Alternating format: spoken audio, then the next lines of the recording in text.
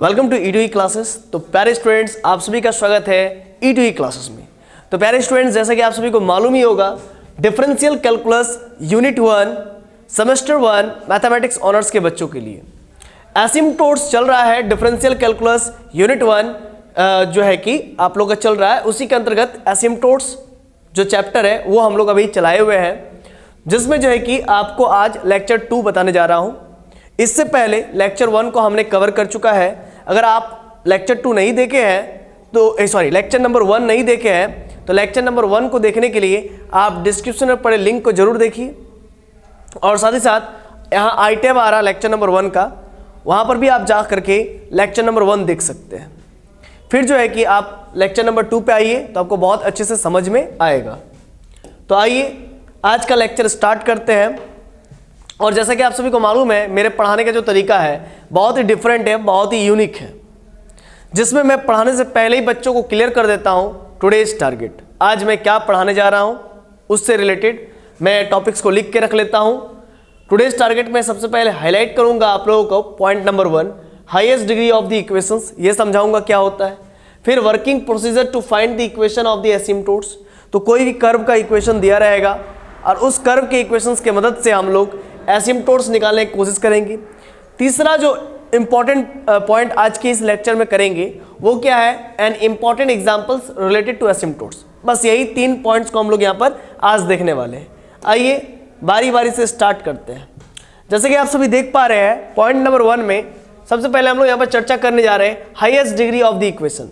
Equations के highest degree को कैसे पहचाना जाता है। जैसे कि एक इक्वेशन दिया हुआ x³ + 3x² plus y³ - 3xy plus 4x² equal to 0। तो इसमें आप देखिए हाईएस्ट डिग्री क्या है, तो पावर में 3 है, और ये देखिए पावर में 2, और इसमें कुछ नहीं तो क्या है, पावर में 1। 2 और 1 3, यहाँ पर भी 3 है, यहाँ पर 1 और 1 2 हो गया, यहाँ पर 2 और 1 मिल करके कितना हो गया 3, तो यहाँ पर भी 1 है, ठीक ना। तो 2 और 1 3 हो गया, तो कुल मिला के हाईएस्ट डिग्री कितना 3 है। क्लियर है। तो सॉल्यूशन हाईएस्ट डिग्री बराबर 3। अब ये कर्व का इक्वेशन है, ये जो इक्वेशन है ना बच्चों, ये किसी कर्व का इक्वेशन है। मान लीजिए ये आपका x एक्सिस है, ये आपका x डैश, और ये y डैश, ये आपका ओरिजिन, और ये कोई कर्व होगा। इस कर्व का हम नाम दे रहे हैं x³ + 3x² कुछ होगा है ना, 3x² plus y³ - 3x plus 4x² equal to 0। ये ऐसा भी कर्व बन सकता है क्योंकि क्यूबिक कर्व है कि नहीं। क्वाड्रेटिक होगा तो भी टेढ़ा मेढ़ा होता है, और जब लीनियर होता है तब सिर्फ सीधा होता है, जैसे x + y = 1, ये पूरा सीधा होगा, है कि नहीं। ये सब चीज़ आप लोग को मालूम ही होगा कि नहीं होगा, बताइए। चलिए, तो अभी हम यहाँ पर ये बताना चाह रहे हैं बच्चों आप लोगों को कि सपोज कीजिए ये जो इक्वेशन है, इस इक्वेशन से हो सकता है कर्व ऐसा बने, हो सकता है कर्व ऐसा बने, लेकिन कर्व ही बनेगा, मतलब सीधा नहीं बनेगा, कुछ टेढ़ा मेढ़ा ही बनेगा। ओके, अब ये तो बन गया।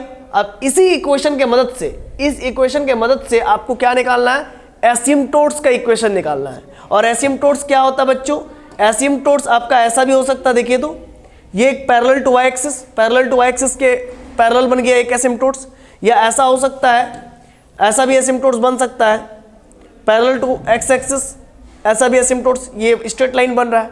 और स्ट्रेट लाइन का जो इक्वेशन होता है ना, वो होता है y = mx + c, y = mx + c होता है। और अगर c 0 हो जाए, c अगर 0 होता है तो आपको मालूम है कहाँ से पास करता है, ये स्ट्रेट लाइन मेरा ऑरिजिन से पास करता है। अगर c का मान 0 पुट कर दे तो स्ट्रेट लाइन ऑरिजिन से पास करता है। तो अभी हम ये बताना चाह रहे हैं बच्चों आप लोगों को कि आप देख रहे हो बच्चों कि ये एक स्ट्रेट लाइन है, व्हाइट रंग वाला, ये भी एक स्ट्रेट लाइन है, नहीं ये नहीं, ये इस पर बात कर रहे हैं, ये भी एक स्ट्रेट लाइन है, ये व्हाइट वाला भी स्ट्रेट लाइन है, इधर वाला। तो आपने देखा इस कर्व को कहाँ पर जाके कट रहा है, इनफाइनाइट पर जाके कट रहा है, तो एक रेक्टेंगुलर एसिम्प्टोट्स बन रहा है, x एक्सिस के पैरेलल है, ये y एक्सिस के पैरेलल है, तो ये सब रेक्टेंगुलर एसिम्प्टोट्स है। रेक्टेंगुलर एसिम्प्टोट्स का माने मतलब क्या होता है, जो या तो x एक्सिस के पैरेलल हो या तो y एक्सिस के पैरेलल हो। आप यहाँ पर देख सकते हो ये y एक्सिस के पैरेलल है, ये व्हाइट वाला ये x एक्सिस के पैरेलल है। तो कुल मिलाकर के आपने देखा एसिम्प्टोट्स एक स्ट्रेट लाइन होता है, और स्ट्रेट लाइन यानी कि y = mx + c। ठीक, अब मैं कह रहा हूं आपको ये कर्व का इक्वेशन दिया है, ये हो सकता है इस कर्व का इक्वेशन दिया रहे, ये कर्व नंबर 1 C1, ये कर्व नंबर 2 हो सकता है, ये C1 का इक्वेशन दिया हो या तो C2 का इक्वेशन, कुछ भी हो सकता है।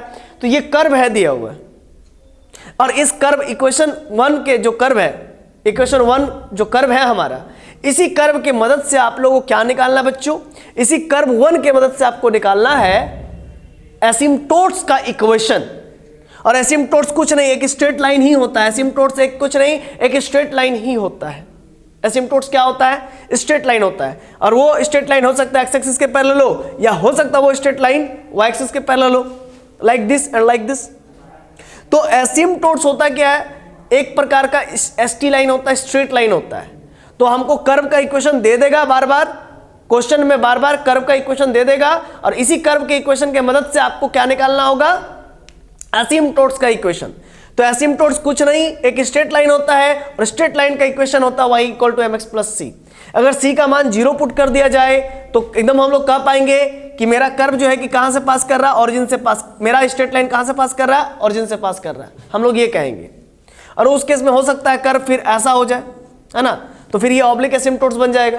ऑब्लिक एसिम्प्टोट्स आपको बता दे कि ना तो एक्स एक्सिस के पैरेलल होता है, ना तो वाई एक्सिस के पैरेलल होता है, और ये सब चीजों के बारे में हम बहुत अच्छे से डील किए हुए हैं लेक्चर नंबर 1 में। तो इसीलिए बार बार कह रहे हैं, जो बच्चा पढ़ने के इंटेंशन से आया है वे पहले लेक्चर नंबर 1 देख लीजिए, और जो मुझे नापने के इंटेंशन से आया है तो अभी आप समझ दीजिए अपने आप को, और मेरे को नापिए जब तक नाप सके।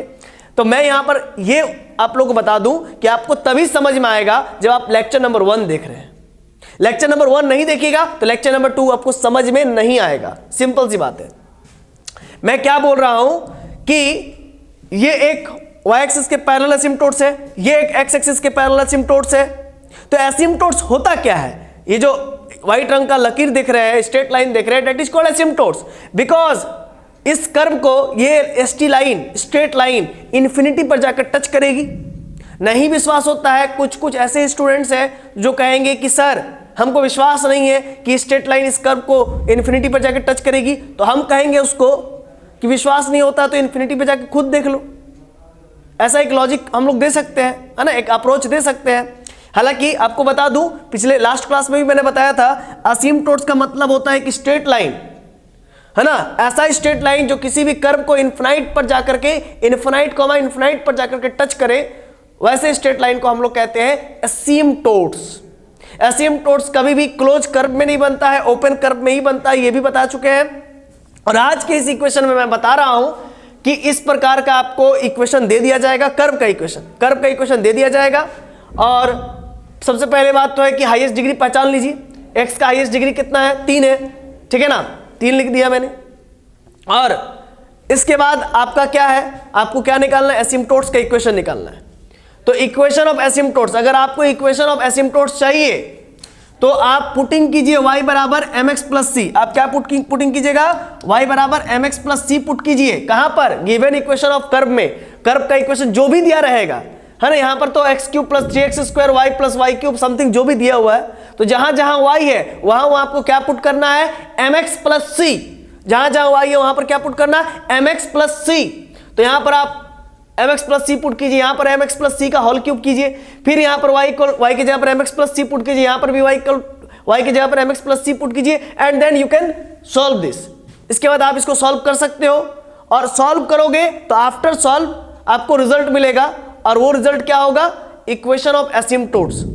क्या होगा? इक्वेशन ऑफ एसिम्प्टोट्स होगा। बट आप एक बात बताओ, यदि आप y equal to mx plus c यहां पर पुट करोगे, फिर यहां पर भी y equal to mx plus c का होल क्यूब करके तोड़ोगे, फिर यहां पर भी पुट करके फिर तोड़ोगे, फिर 3x से मल्टीप्लाई भी करना पड़ेगा, तो प्रोसीजर लंबा नहीं हो जाएगा? लेंदी नहीं हो जाएगा? मैं पूछ रहा हूं, प्रोसीजर लेंदी नहीं हो जाएगा? लंबा नहीं हो जाएगा? बहुत ज्यादा लंबा हो जाएगा।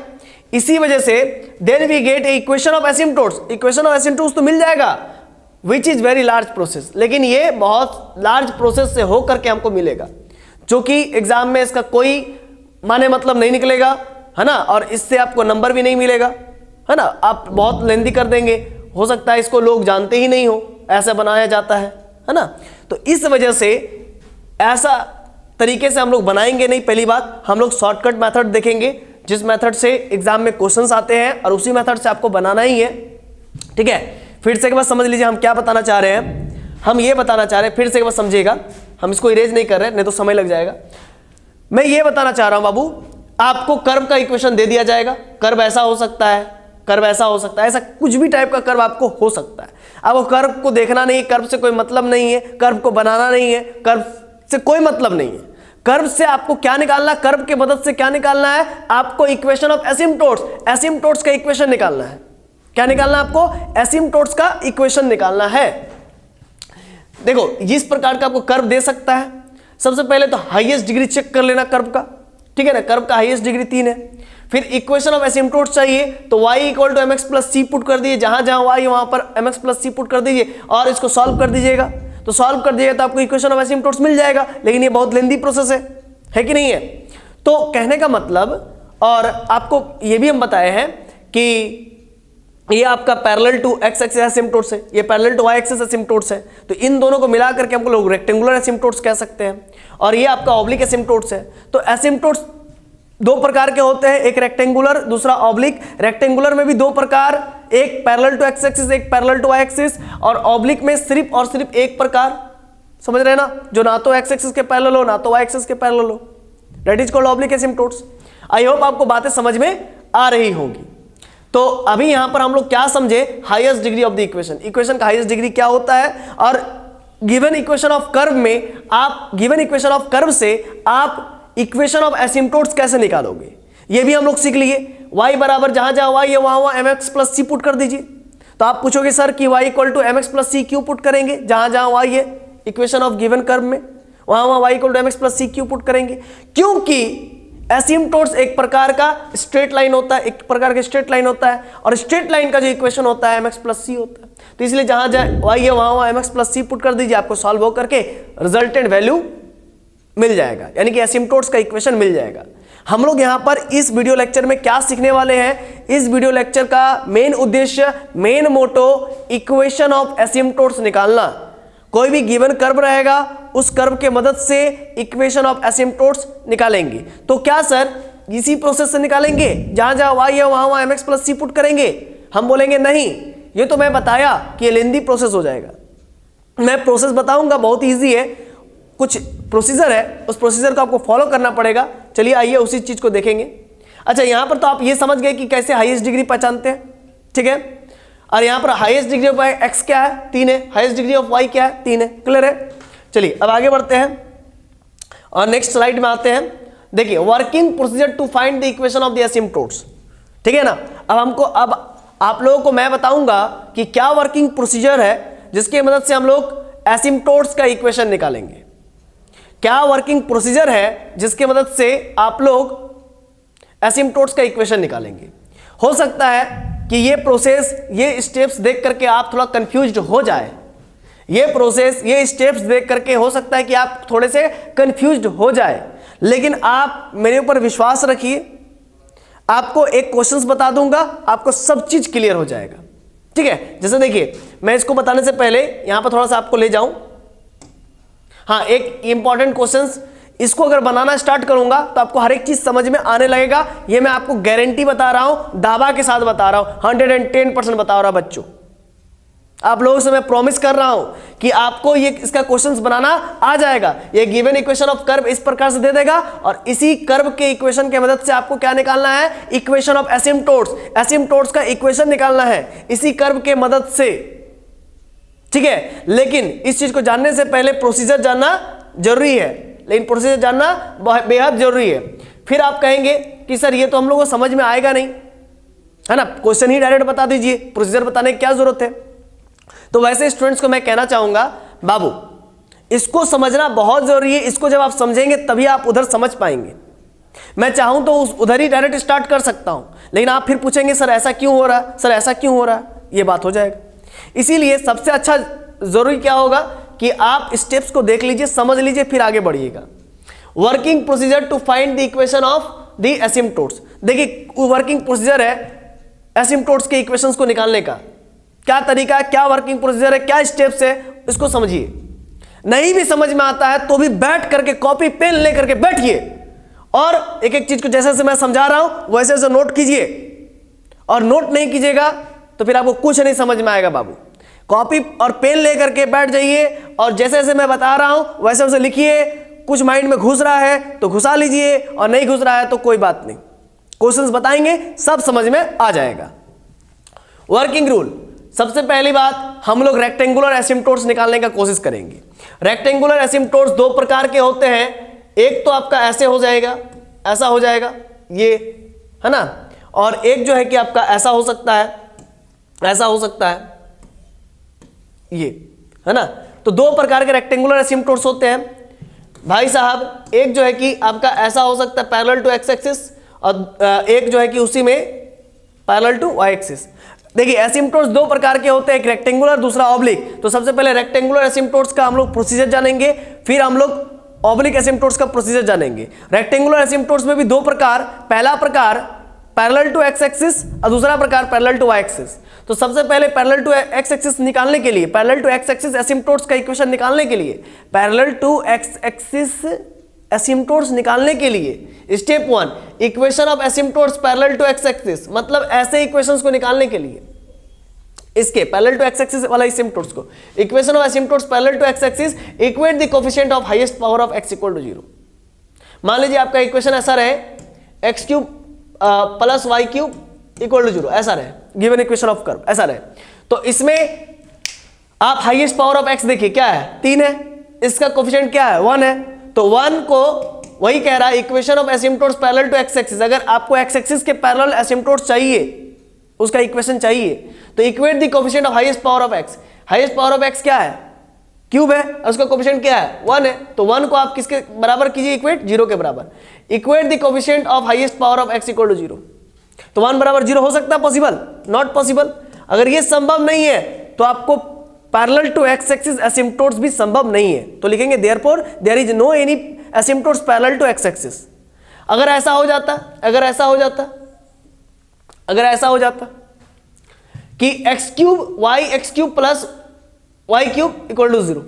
अब आपको कहते हैं equation of asymptotes parallel to x axis चाहिए, चाहिए, तो आप कहते हैं हाँ चाहिए, equation of asymptotes parallel to x axis, यानी कि एक्स एक्सिस के पैरेलल हमको एसिम्प्टोट्स चाहिए, एक्स एक्सिस के पैरेलल हमको एसिम्प्टोट्स चाहिए। तो हम कहते हैं कोई दिक्कत नहीं है, equate the coefficient of highest power of x equal to 0। Highest power of x क्या है, 3, उसका कोएफिशिएंट क्या है, y, तो y बराबर 0 पुट कीजिए, है ना।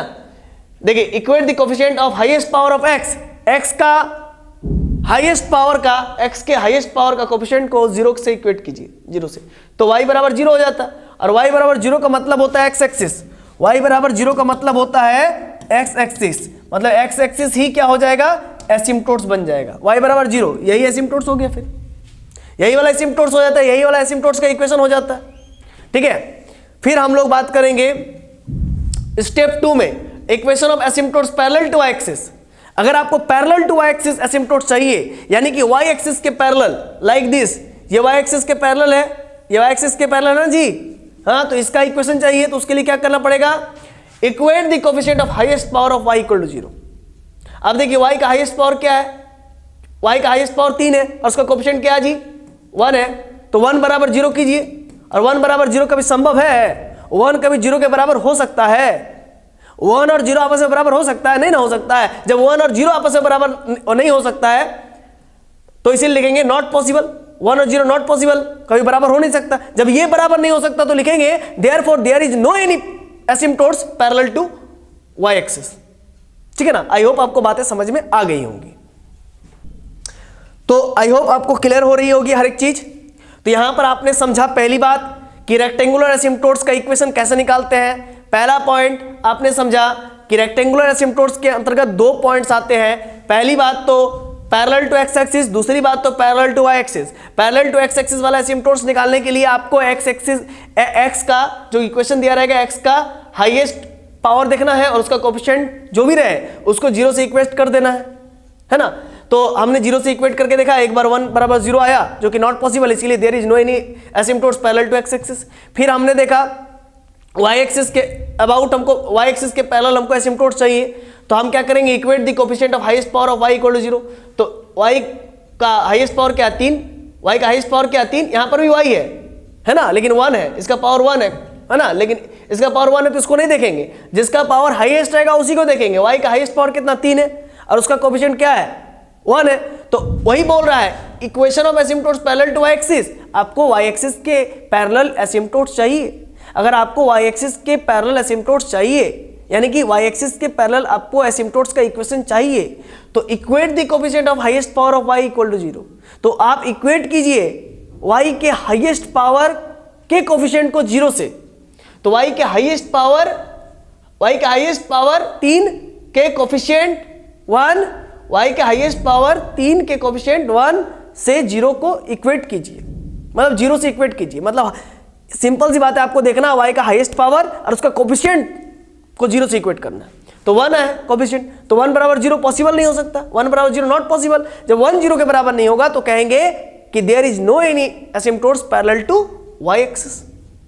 ये क्लियर हो गया। रेक्टेंगुलर एसिम्पटोट्स इस प्रकार से चेक करते हैं। सपोज दैट अगर यहां पर x हो जाता, 1 की जगह पर x हो जाता, तो हम कहते हैं, फिर से कहते हैं, अगर आपको y एक्सिस के पैरेलल एसिम्पटोट्स चाहिए तो equation of asymptotes parallel to y axis equate the coefficient of highest power of y, equate the coefficient of highest power of y, y का हाईएस्ट पावर 3, उसका कोएफिशिएंट क्या है x, तो x को 0 से equate कीजिए। x बराबर 0 का मतलब क्या होता है y एक्सिस, x बराबर 0 का मतलब क्या होता है y एक्सिस, यानी कि y एक्सिस क्या हो जाता है पैरेलल एसिम्पटोट्स हो जाता है y एक्सिस के। मतलब यहां पर हम क्या बोल रहे हैं x इक्वल टू 0, यहां पर आपका x इक्वल टू 0 आ जाता है। x इक्वल टू 0 किसको रिप्रेजेंट करता है y एक्सिस को, तो ये क्या हो जाता है y एक्सिस हो जाता है, सिंपल सी बात है।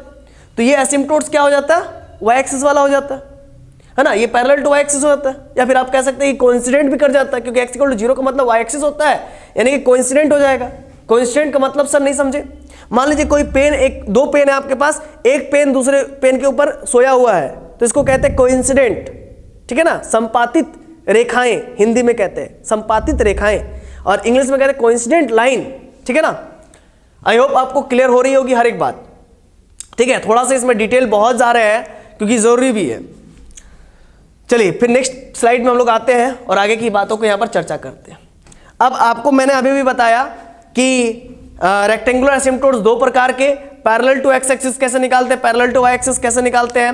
अब आपको बता रहे ऑब्लिक एसिम्पटोट्स, वैसे एसिम्पटोट्स लाइक मान लीजिए कुछ ऐसा कर्व दिया रहे और इस कर्व को मान के चलिए, इस कर्व को ऐसा कोई लाइन, या फिर ऐसा मान के चलिए, आप ऐसा मान के चलिए ये ऐसा लाइन है, ठीक है। ये लाइन क्या हो जाएगा एसिम्पटोट्स बन जाएगा। कैसे, यदि कोई ऐसा कर्व है जो इसको इन्फिनाइट पर जाकर के टच करती है, या फिर हम लोग ऐसा भी कह सकते हैं कि ये जो स्ट्रेट लाइन है ना, ये स्ट्रेट लाइन इस कर्व को इन्फिनिटी पर जाकर के इन्फिनिटी पर जाकर के टच करती है। मैं कह रहा हूं ये जो स्ट्रेट लाइन है ना, इस कर्व को इन्फिनिटी पर जाकर के टच करती है। मान लीजिए ये सर्कल है, कोई ना कोई फिक्स्ड पॉइंट x, y पर टच करेगी, है ना। नहीं विश्वास होता है तो देख लो कार्टेशियन कोऑर्डिनेट बना करके, कोई ना कोई फिक्स्ड पॉइंट पर जाकर टच करेगी, इसीलिए इसको टेंजेंट कहते हैं। This is called tangent, T for tangent. क्यों कहते हैं, क्योंकि एक फिक्स्ड पॉइंट पर जाकर के टच करती है। और ये एक स्ट्रेट लाइन है और इस स्ट्रेट लाइन को हम लोग कहते हैं एसिम्पटोट्स, हिंदी में कहते हैं अनंत स्पर्शी, इसको हिंदी में कहते हैं स्पर्श रेखा, इसको कहते हैं अनंत स्पर्शी, मतलब अनंत पे जाकर के, इनफिनाइट पर जाकर के टच करेगी। अब कोई बच्चा बोलेगा कि सर करेगी कि नहीं करेगी, बताइए, प्रूफ करके दिखाइए। तो हम कहेंगे जिसको विश्वास नहीं होता है वो इनफिनाइट तक जाकर के देख ले, ये कन्फर्म टच करेगी इनफिनाइट पर, यानी कि इन्फिनिटी पर जाकर के टच करेगी। इसी वजह से इसको कहते हैं अनंत स्पर्शी, एसिम्पटोट्स। तो ये कैसा एसिम्पटोट्स बन रहा है, ये एसिम्पटोट्स ना तो y के पैरेलल है, y के पैरेलल कब होता है, y के पैरेलल कब होता है, ऐसा होता तब होता है। x के पैरेलल कब होता है, x के पैरेलल कब होता है, जब ऐसा होता तब होता है, x के पैरेलल, है ना। आपको एसिम्पटोट्स में थोड़ा सा हम ये दिखाते हैं, ये एसिम्पटोट्स, ठीक है ना, सीधा सीधा लाइन है, ठीक है। तो ये y के पैरेलल, ये x के पैरेलल। तो दो प्रकार के एसिम्पटोट्स जो है वो रेक्टेंगुलर एसिम्पटोट्स कहलाते हैं। ये आपका कैसा एसिम्पटोट्स बन रहा है, ऑब्लिक एसिम्पटोट्स, क्योंकि ये ना तो y के पैरेलल है ना तो x के पैरेलल है। क्लियर है। तो हम लोग अब नेक्स्ट स्टेप में आ चुके हैं, बी पॉइंट पर ऑब्लिक एसिम्पटोट्स कैसे निकालते हैं। स्टेप 3, पुटिंग x बराबर 1 और y बराबर m। जो भी इक्वेशन दिया रहेगा उसमें हाईएस्ट डिग्री देख लेंगे। थर्ड डिग्री में हम लोग क्या करेंगे, फाई एन एम, मान लीजिए उस इक्वेशन का जो भी इक्वेशन है उसका n डिग्री इक्वेशन है, तो उसमें हम लोग जहां पर x है वहां पर 1 पुट करेंगे, जहां पर y है वहां पर m पुट करेंगे। और उससे जस्ट कम में, जैसे n डिग्री है फिर n से छोटा, जैसे मान लीजिए थर्ड डिग्री है तो उसमें x का वैल्यू 1 और y का वैल्यू m पुट करेंगे। उससे छोटा second degree phi n m minus 1, फिर उसमें भी x का वैल्यू 1 y का वैल्यू m, फिर फाई एन माइनस 2, उससे भी छोटा में फिर वही पुट करेंगे, रिपीट करेंगे। और स्टेप 4 में क्या करेंगे, m का वैल्यू ढूंढने के लिए हाईएस्ट डिग्री को 0 से इक्वेट कर देंगे। इसके बाद c का वैल्यू ढूंढेंगे। सर आप m का वैल्यू क्यों ढूंढ रहे हैं, c का वैल्यू क्यों ढूंढ रहे हैं? बाबू हमको इक्वेशन ऑफ एसिम्पटोट्स चाहिए। एसिम्पटोट्स के इक्वेशन में y equal to mx plus c होता है। अगर m का वैल्यू हम ढूंढ ले और c का वैल्यू ढूंढ ले तो हमको इक्वेशन ऑफ एसिम्पटोट्स मिल जाएगा। क्योंकि एसिम्पटोट्स क्या होता है, एक तो स्ट्रेट लाइन ही ना होता है बाबू, एक तो स्ट्रेट लाइन ही होता है। स्ट्रेट लाइन का इक्वेशन क्या होता है, y equal to mx plus c, यानी कि m का वैल्यू ढूंढ ले और c का वैल्यू ढूंढ ले तो काम हो जाएगा। तो वही काम करेंगे, फाई एन एम बराबर 0 पुट कर देंगे, हाईएस्ट डिग्री जो भी इक्वेशन रहेगा उस पे हम लोग 0 पुट कर देंगे और m1 m2 m3 का जो भी वैल्यू आना होगा आ जाएगा। फिर हम लोग बारी बारी से फाई एन माइनस 1 m और फाई डैश n, मतलब जो भी हाईएस्ट डिग्री होगा उसको एक बार डिफरेंशिएट कर लेंगे और उसके ऊपर में फाई एन माइनस 1 m को रख देंगे और उसमें एक सब्ट्रैक्ट करके यहाँ पर m का वैल्यू पुट करते जाएंगे और c का वैल्यू आते जाएगा। ये तो तरीका हुआ। लेकिन कुछ ऐसे भी केसेस हो जाते हैं, केस 1 केस 2, c का मान 0/0 आ जाए या फिर m का वैल्यू इक्वल हो जाए। मान लीजिए थर्ड डिग्री का इक्वेशन है तो m का 3 तो वैल्यू आएगा, अलग अलग आ सकता है या सेम सेम भी आ सकता है। अगर सेम सेम अलग अलग आए तब तो हम लोग इस मेथड से निकाल लेंगे c का वैल्यू। लेकिन अगर m का वैल्यू इक्वल आ जाए, मान लीजिए थर्ड डिग्री का इक्वेशन था और m का वैल्यू 1 1 1 3 बार ऐसा आ जाए या फिर 2 बार रिपीट कर जाए, तो उस केस में हम लोग केस 2 लगाएंगे, है ना, केस 2 लगाएंगे। मतलब केस 2 है, केस 1 का बात बोल रहे हैं कि c का मान 0/0 आ जाए या फिर m का मान इक्वल रूट्स आ जाए, यानी कि c बराबर 0/0 आ जाए, कुछ ऐसा पहलू पुट किए और 0/0 आ जाए, या फिर m का मान हमारा इक्वल आ जाए, मतलब बहुत बार इक्वल आ जाए, रिपीट ना करे, मतलब डिस्टिंक्ट ना आए, है ना, सेम सेम आ जाए, 1 1 -1 -1 ऐसा आ सकता है, या फिर 2 2 आ जाए, या फिर -1/2 -1/2 ऐसा भी आ जाए। तो उस केस में हम लोग कौन सा फॉर्मूला लगाएंगे c का वैल्यू निकालने के लिए? उस केस में लगाएंगे ये वाला फॉर्मूला, स्टेप 5, c बराबर c² 2 factorial phi double dash n m plus c/1 factorial phi dash n - 1 m फाई n - 2 m इक्वल टू 0। इस प्रकार से हम लोग निकालेंगे और फिर यहाँ से आप देखोगे c का अलग अलग वैल्यू निकलेगा और यहाँ पर फिर स्टेप 6 में m1 का वैल्यू जो आएगा उसको पुट करेंगे, c1 का वैल्यू जो आएगा उसको पुट करेंगे, m2 का वैल्यू जो आएगा पुट करेंगे, c2 का वैल्यू जो आएगा उसको पुट करेंगे और इस प्रकार से हम लोग क्या मिल जाएगा, इक्वेशन ऑफ एसिम्पटोट्स मिल जाएगा। ये हमको पूरा मालूम है, ये स्टेप वगैरह आपको उतना अच्छा समझ में नहीं आया होगा, ये सब कुछ आपको अच्छा समझ में नहीं आया होगा, मुझे मालूम है बहुत अच्छे से, ठीक है। क्वेश्चंस देखोगे तभी समझ में आएगा, मैंने पहले ही बताया था। तो सर ये सब आप क्यों बताए, फालतू का हम लोग समय बर्बाद किए, आप लोगों को लग रहा होगा, लेकिन बाबू ये समय बर्बाद नहीं है, ये सब स्टेप्स बताना जरूरी था। अगर स्टेप जान गए तो आप देखिए क्वेश्चन कैसे बनेगा, बहुत ही इजीली बनेगा। देखिए अब मेरा यहाँ पर आ चुका है ये क्वेश्चन, ठीक है। इसी क्वेश्चन को बनाएंगे और आपको सब समझाएंगे कि कैसे बनेगा। देखिए सबसे पहले लिखेंगे सॉल्यूशन और लिखेंगे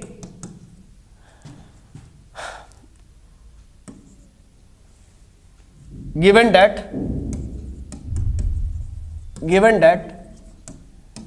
equation of curve, given that equation of curve, पहले इक्वेशन ऑफ कर्व जो भी दिया रहा है उसको लिख लेंगे x³ - 2y³ plus 2x² minus xy² plus xy minus y² plus 1 equal to 0, है ना। फिर से मैंने बोला, फिर से मैं बोल रहा हूं, सुनिए। गिवन कैसे करके सॉल्व करेंगे, कैसे करके इक्वेशन ऑफ एसिम्पटोट्स निकालेंगे, उस चीज के बारे में हम यहाँ पर डील कर रहे हैं। और एक क्वेश्चन अगर आप देख लेंगे तो आपको बहुत सारे क्वेश्चन बन जाएंगे। ये तो टाइप 1 टाइप का क्वेश्चन बना रहे हैं, टाइप 1 टाइप का क्वेश्चन बना रहे हैं, यानी कि पहला टाइप, फिर दूसरा टाइप होगा वो भी बताएंगे। तो गिवन डेट लिखेंगे, given that equation of curve, curve का इक्वेशन को पहले लिख लेंगे x³ - 2y³ plus 2x² minus xy² plus xy minus y² plus 1 equal to 0। यह हो सकता है कोई ना कोई इक्वेशन, कोई ना कोई कर्व होगा उसका इक्वेशन दिया गया है, कोई ना कोई कर्व होगा उसका इक्वेशन दिया होगा, ठीक है ना। आई होप आप लोगों को बातें समझ में आ गई है। इक्वेशन ऑफ कर्व दिया है और इसी इक्वेशन ऑफ कर्व की मदद से आपको क्या निकालना है, एसिम्पटोट्स, इक्वेशन ऑफ एसिम्पटोट्स निकालना है। आई होप आपको बातें समझ में आ रही होंगी। पहला पॉइंट क्या लिखेंगे बच्चों? पहला पॉइंट लिखेंगे रेक्टेंगुलर एसिम्पटोट्स। पहले फर्स्ट टाइम में हम लोग क्या निकालने की कोशिश करेंगे? रेक्टेंगुलर एसिम्पटोट्स। ठीक है, रेक्टेंगुलर एसिम्पटोट्स निकालेंगे, लेकिन आपको यह भी बात मालूम होनी चाहिए कि रेक्टेंगुलर एसिम्पटोट्स दो प्रकार की होती है। तो यहां पर पॉइंट नंबर ए लिखेंगे पैरेलल टू एक्स एक्सिस एसिम्पटोट्स। ठीक है, हम लोग पैरेलल टू एक्स एक्सिस एसिम्पटोट्स निकालने की कोशिश कर रहे हैं, है ना, पैरेलल टू एक्स एक्सिस एसिम्पटोट्स निकालने की कोशिश कर रहे हैं। तो यहां पर लिखेंगे क्या? Equate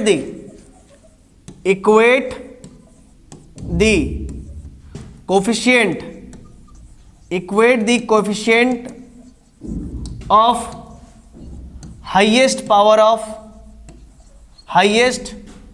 of x equals to 0। मैं कह रहा हूं आप लोगों को कि आपको सबसे पहली बात तो रेक्टेंगुलर एसिम्पटोट्स चाहिए। रेक्टेंगुलर एसिम्पटोट्स में आपको किस प्रकार का एसिम्पटोट्स चाहिए? Parallel to x axis, x axis के पैरेलल वाला एसिम्पटोट्स चाहिए, है ना, एक्स एक्सिस के पैरेलल वाला एसिम्पटोट्स चाहिए। यदि एक्स एक्सिस के पैरेलल वाला एसिम्पटोट्स चाहिए आपको, तो इक्वेट द कोफिशिएंट ऑफ, क्या करना है? इक्वेट करना है, equate the coefficient of highest power of x equal to 0। Highest power of x, equate the coefficient of highest power of x equal to 0। जरा देखिए, इन पॉइंट्स पर जरा हाईलाइट कीजिएगा, इन पॉइंट्स पर आप समझिएगा, इन पॉइंट्स पर। Equate the coefficient of highest power of x। पहले तो हाईएस्ट पावर देख लीजिए, क्या है? x क्यूब है, और कहीं है क्या? नहीं ना, x का हाईएस्ट पावर क्या है? x क्यूब है। और उसका कोफिशिएंट देख लीजिए, उसका कोफिशिएंट क्या है? 1 है, कुछ नहीं तो 1 है ना। x का हाईएस्ट पावर क्या है? x का हाईएस्ट पावर है 3 और उसका कोफिशिएंट देखिए 1। तो वही कहता है equate the coefficient of highest power of x equal to 0।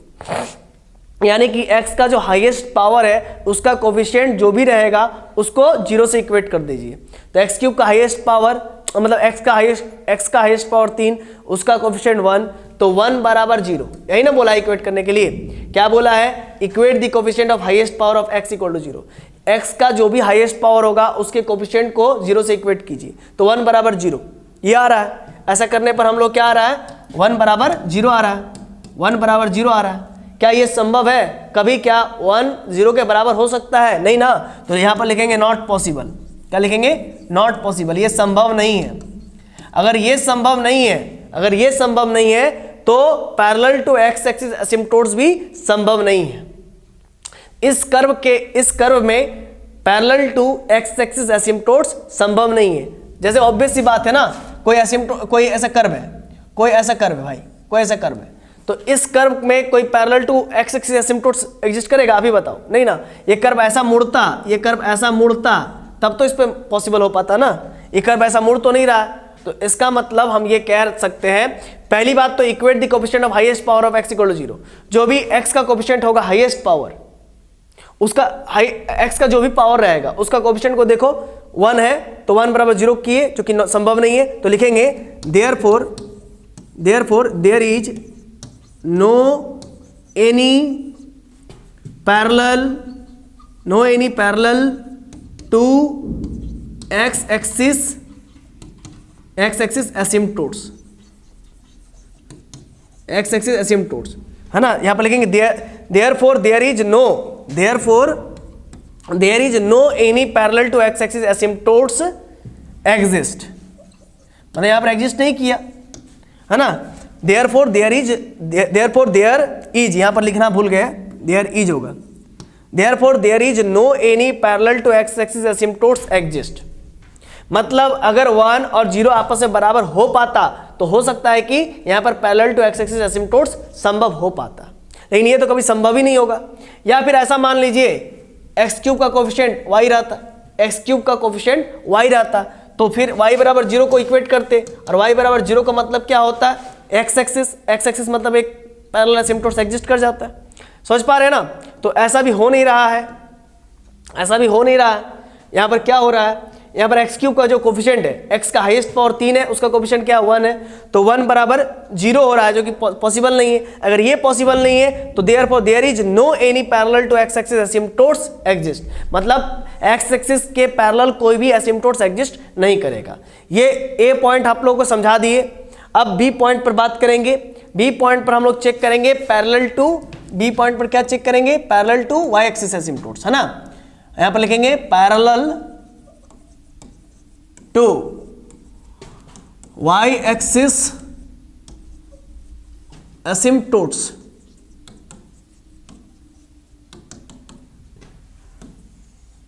इसके लिए आपको क्या करना पड़ेगा स्टूडेंट्स, देखिए इसके लिए आपको करना पड़ेगा क्या, equate the coefficient of, equate the coefficient, equate the coefficient of highest power of y equal to 0। आपको अगर y एक्सिस के पैरेलल एसिम्पटोट्स चाहिए लाइक दिस, अगर आपको y एक्सिस के पैरेलल एसिम्पटोट्स चाहिए लाइक दिस, अगर आपको y एक्सिस के पैरेलल एसिम्पटोट्स चाहिए लाइक दिस, अगर ऐसा एसिम्पटोट्स चाहिए तो उसके लिए इस ऐसे एसिम्पटोट्स का इक्वेशन चाहिए, तो उसके लिए equate the coefficient of highest power of y equal to 0। अब आप देखिए यहाँ पर हाईएस्ट पावर ऑफ y क्या है, हाईएस्ट पावर ऑफ y क्या है, 3 है ना, 3 है ना, हाईएस्ट पावर ऑफ y क्या है, 3 है, तो उसका कोफिशिएंट क्या है -2। अब इसके कोफिशिएंट को 0 से इक्वेट कीजिए तो क्या हो जाएगा यहाँ पर, डेट इज क्या आ जाएगा, -2 बराबर 0 आ जाएगा। क्या ये संभव है, क्या ये संभव है, हम ये पूछ रहे हैं -2 कभी 0 के बराबर होगा, नहीं, तो लिखेंगे नॉट पॉसिबल, है ना। जब ये पॉसिबल नहीं है, जब ये पॉसिबल नहीं है तो क्या होगा, देयरफॉर जब ये संभव नहीं हो सकता है, जब ये संभव नहीं हो सकता, therefore there is no any parallel to y axis asymptotes. फिर से एक बार समझ लीजिएगा बच्चों, हम यहां पर ये कहना चाह रहे हैं कि हमको पैरेलल टू x एक्सिस एसिम्पटोट्स तो नसीब हुआ नहीं, क्योंकि 1 बराबर 0 आ गया, जो कि संभव नहीं है ना, नॉट पॉसिबल। जब ये संभव नहीं है तो therefore there is no any parallel to x axis asymptotes exist नहीं किया। इसी प्रकार से इसी सीरीज में हम लोग बात किए आगे, फिर हम लोग चेक करने की कोशिश की रेक्टेंगुलर एसिम्पटोट्स में पैरेलल टू y एक्सिस एसिम्पटोट्स। तो हम लोग चेक करने के दरमियान हमको क्या करना पड़ेगा यहाँ पर parallel to x axis asymptotes के लिए equate the coefficient of highest power of y equal to 0। तो सबसे पहले y देखिए, y का हाईएस्ट पावर चेक कीजिए, हाईएस्ट पावर 3 है, तो 3 का कोएफिशिएंट को चेक कीजिए कितना है, -2 है, तो -2 को फिर 0 से इक्वेट कीजिए, है ना, 0 से इक्वेट कीजिए। यहाँ पर देखिए -2 बराबर 0 आ गया, जो कि संभव नहीं है, नॉट पॉसिबल, ये नहीं संभव है, तो therefore there is no any parallel to y axis asymptotes exist नहीं करेगा। Therefore there is no any parallel to y axis asymptotes exist. आप कहेंगे बहुत लैंग्वेज लिखा रहे सर, तो ये लैंग्वेज आपको लिखना पड़ेगा, लैंग्वेज नहीं लिखेगा तो स्टेप मार्किंग इतना होगा, बहुत दिक्कत हो जाएगा। चलिए पहले इतना उतारिए। हाँ, तो अभी हम बात कर रहे थे स्टेप मार्किंग का।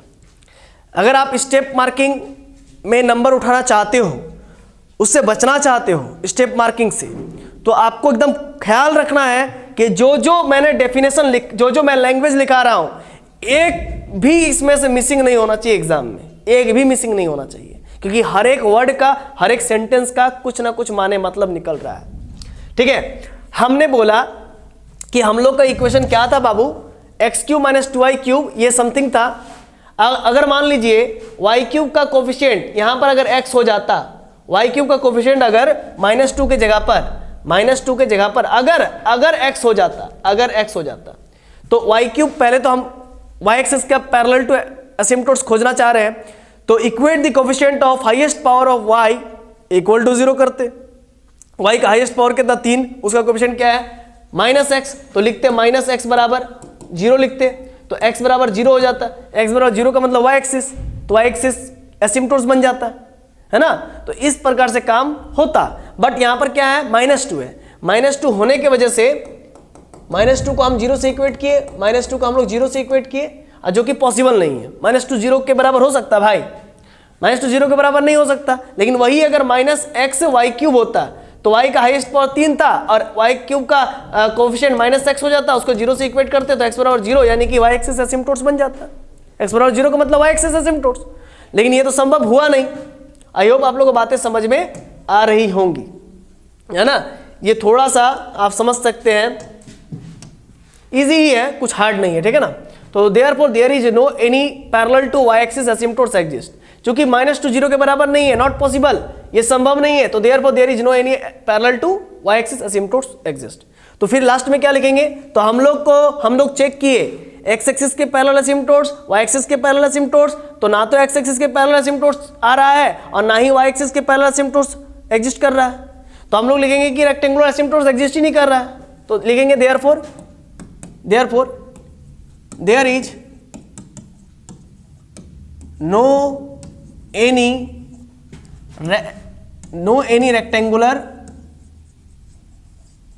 रेक्टेंगुलर एसिम्प्टोट्स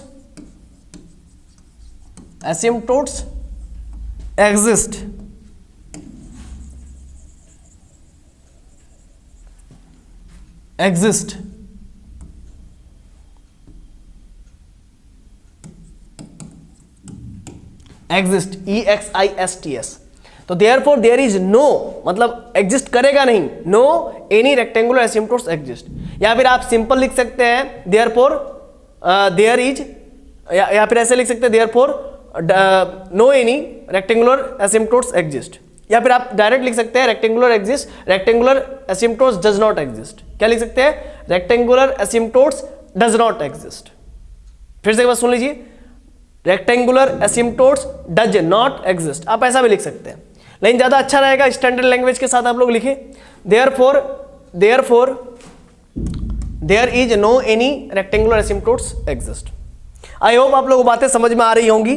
तो बाबू अभी तक हम लोग बात किए रेक्टेंगुलर एसिम्प्टोट्स में ना तो y एक्सिस का पैरेलल एसिम्प्टोट्स एग्जिस्ट किया, ना तो x एक्सिस के पैरेलल एसिम्प्टोट्स एग्जिस्ट किया। तो अब हम लोग क्या चेक करेंगे, ऑब्लिक एसिम्प्टोट्स, है ना। तो यहां पर पॉइंट नंबर 2 पर हम लोग बात करेंगे oblique asymptotes.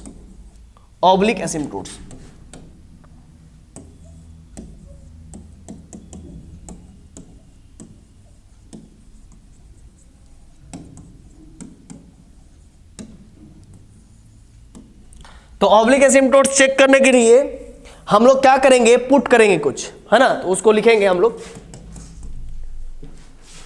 To find oblique asymptotes.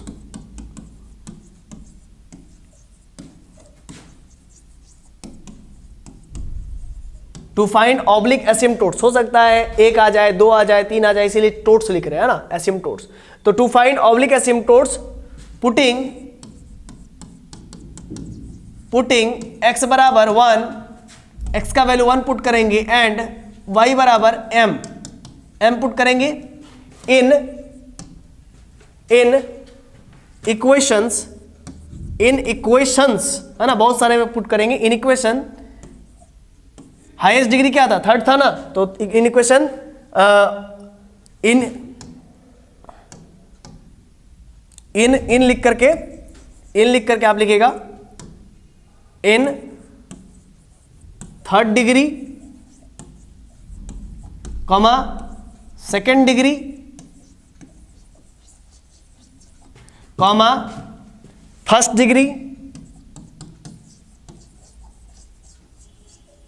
Respectively.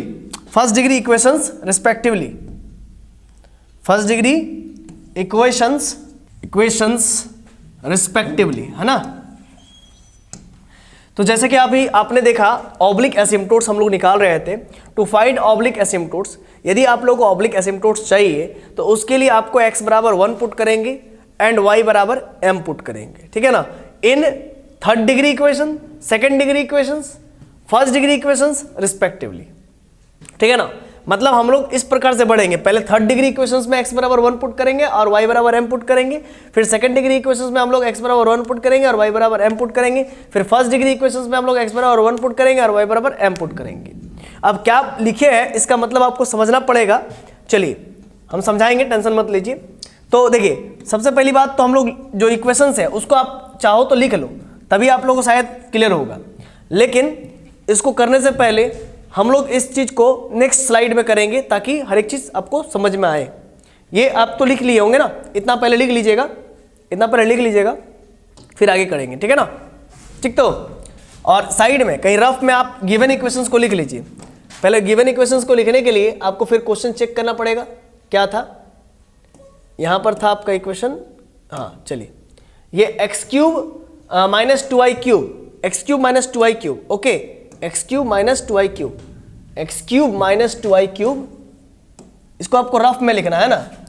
तो x cube minus 2i cube, x cube minus 2i cube, फिर देखिए क्या है, x cube minus 2i cube plus 2x square y plus 2x square y plus 2x square y plus 2x square y, फिर check कीजिए क्या है, 2x square y, 2x square y minus x y square, minus x y square plus x y, minus x y square, minus x y square, minus x y square plus minus x y square, फिर plus, फिर check कीजिए, minus x y square plus x y minus y square plus x y minus y square plus x y minus y square अब plus 1 equal to 0, ठीक है ना। फिर से एक बार ध्यान दीजिएगा, अरे कहाँ आ गया,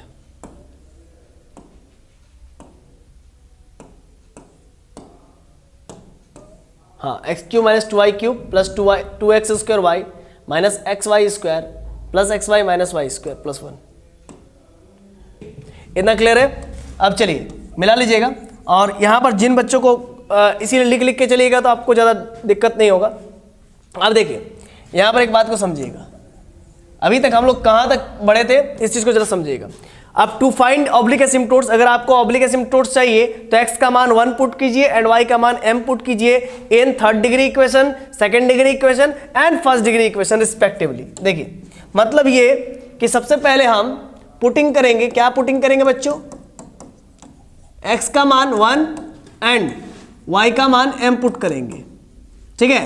देयरफॉर फाई 3m मतलब थर्ड डिग्री वाला इक्वेशन, थर्ड डिग्री वाला इक्वेशन देखिए तो यहाँ पर जिसमें इसमें 3 है, पावर में 3 है, वो थर्ड डिग्री इक्वेशन है। एक्स क्यूब यानी कि 1 क्यूब हो जाएगा, क्या हो जाएगा, एक्स क्यूब मतलब 1 का क्यूब माइनस यहाँ पर 2 y की जगह पर m क्यूब हो जाएगा, फिर प्लस 2x की जगह पर फिर क्या हो जाएगा, देखिए यहाँ पर 2 और 1 3, ये भी थर्ड डिग्री इक्वेशन है। x का वैल्यू 1 स्क्वायर और y का वैल्यू m, ठीक है। और यहाँ पर देखिए माइनस एक्स वाई स्क्वायर, तो माइनस एक्स का वैल्यू 1 और y का वैल्यू m स्क्वायर, x का वैल्यू 1 और y का वैल्यू m स्क्वायर, और ये सेकंड डिग्री वाला इक्वेशन हो जाएगा, ये भी सेकंड डिग्री वाला इक्वेशन हो जाएगा। तो इसके साथ हम लोग कोई छेड़छाड़ नहीं करना है, ठीक है ना। जो थर्ड डिग्री वाला इक्वेशन है वहां पर x का वैल्यू 1 और y का वैल्यू m, x का वैल्यू 1 y का वैल्यू m क्यूब, x का वैल्यू 1 का स्क्वायर y का वैल्यू m, जहां पर x से फिर देखिए 1 और y का वैल्यू m स्क्वायर। आई होप आप लोगों को बातें समझ में आ रही होंगी। फिर देखिए there this imply that phi 3m बराबर 1 माइनस 2m क्यूब अब प्लस 2m, 1 का स्क्वायर यानी कि 1 और ये माइनस m स्क्वायर, फिर फाई 3m तो निकल गया। अब आप निकालिएगा देयरफॉर फाई 3 माइनस 1m मतलब एक कम, इससे कम वाला डिग्री वाला निकालेंगे, मतलब फाई 2m निकालेंगे, फाई 2m सेकेंड डिग्री वाला, जहां पर सेकंड डिग्री है, यहाँ पर देखिए सेकंड डिग्री, यहाँ पर देखिए सेकंड डिग्री है, ठीक है ना। तो x का वैल्यू 1, y का वैल्यू m, y का वैल्यू m स्क्वायर है ना। देखिए x का वैल्यू 1, y का वैल्यू m, y का वैल्यू क्या रखेंगे, m लिखेंगे तो m स्क्वायर हो जाएगा। 1 तो है तो 1 तो उसका कोई वैल्यू नहीं, 1 को तो लिख सकते हैं x equal to 0, x to the power 0 and y को पावर 0। तो यहाँ ये कितना डिग्री वाला इक्वेशन है, तो 0 डिग्री वाला इक्वेशन है, समझ पा रहे हैं ना, तो इसलिए उसको लिखेंगे नहीं।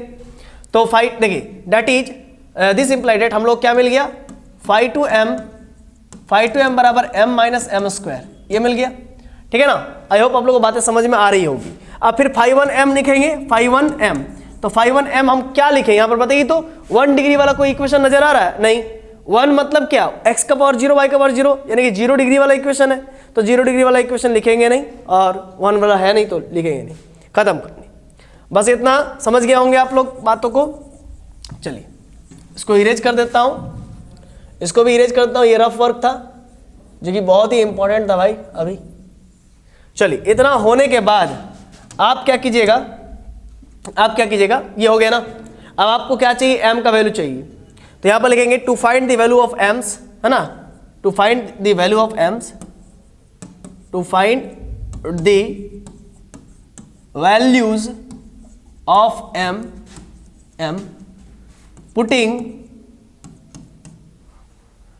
पुटिंग नहीं लिखेगा, है ना, पुटिंग नहीं लिखेगा, यहां पर एक और लैंग्वेज होगा। आपको m का वैल्यू चाहिए। To find the values of m phi n m बराबर 0 करेंगे। That is phi n m 0 का मतलब हो गया जो हाईएस्ट डिग्री है ना इक्वेशन का, उसी को 0 पुट कर देंगे, उसी को 0 के साथ इक्वेट कर देंगे, उसी को 0 के साथ इक्वेट कर देंगे, है ना। यहां पर आप लिख सकते हैं to find the values of m equating highest degree term to 0, highest degree term to 0 या हाईएस्ट डिग्री एक्सप्रेशन टू 0, है ना। आप ये भी लिख सकते हैं, ज़्यादा उतना लैंग्वेज मत लिखिए, शॉर्टकट आप बढ़िए। To find the values of m का वैल्यूज निकालने के लिए आपको क्या करना पड़ेगा, फाई एन एम बराबर 0 यानी कि हाईएस्ट डिग्री टर्म को आप 0 से इक्वेट कर दीजिए, काम हो जाएगा। तो आप बताइए हाईएस्ट डिग्री टर्म क्या है बच्चों, बताइए हाईएस्ट डिग्री टर्म क्या है। फाई 3m m ये वाला, तो that is this imply that हमको करना ये पड़ेगा कि फाई 3m बराबर 0 करेंगे। तो this imply date phi 3m का वैल्यू क्या है बच्चों, 1 minus 2m cube plus 2m minus m square equal to 0, ठीक है ना। ये हमारा फाई 3m क्या है, 1 minus 2m cube plus 2m minus m square. यहाँ से देखिए 1 minus 2m cube plus 2m minus m square equal to 0। अब आप ऐसा कीजिएगा, यहाँ पर इस जगह पर कीजिएगा ऐसा, ठीक है। यहाँ पर ऐसा कीजिएगा, जो हाईएस्ट डिग्री टर्म है ना उसको नेगेटिव से फ्री कीजिए, हाईएस्ट डिग्री टर्म को नेगेटिव से फ्री कीजिएगा। तो क्या हो जाएगा, देखिए माइनस 2m क्यूब है ना, तो माइनस कॉमन ले लेते हैं, तो प्लस 2m क्यूब हो जाएगा। और फिर माइनस m स्क्वायर यहाँ पर आप लिख सकते हो, प्लस 2m के जगह पर माइनस 2m, जो माइनस है वो प्लस हो जाएगा, प्लस m स्क्वायर, और प्लस 1 है तो माइनस 1 हो जाएगा इक्वल टू 0। फिर से एक बार समझ लीजिए बच्चों, माइनस कॉमन लिए तो minus into 2 into m cube, minus 2m cube हो गया, माइनस माइनस प्लस 2m, देखिए plus 2m minus plus minus m square minus m square minus minus plus 1 हो जाएगा। समझ पा रहे हैं ना। इसी प्रकार से माइनस इंटू में है तो 0 divided by minus 1, 0 divided by minus 1, multiply में है तो डिवाइड में चल जाएगा, खत्म हो जाएगा। तो हम लोग को क्या बचेगा, हम लोग को बचेगा ये, हम लोग ये बचेगा 2m क्यूब, ठीक है, minus 2m plus m square minus 1 equal to 0।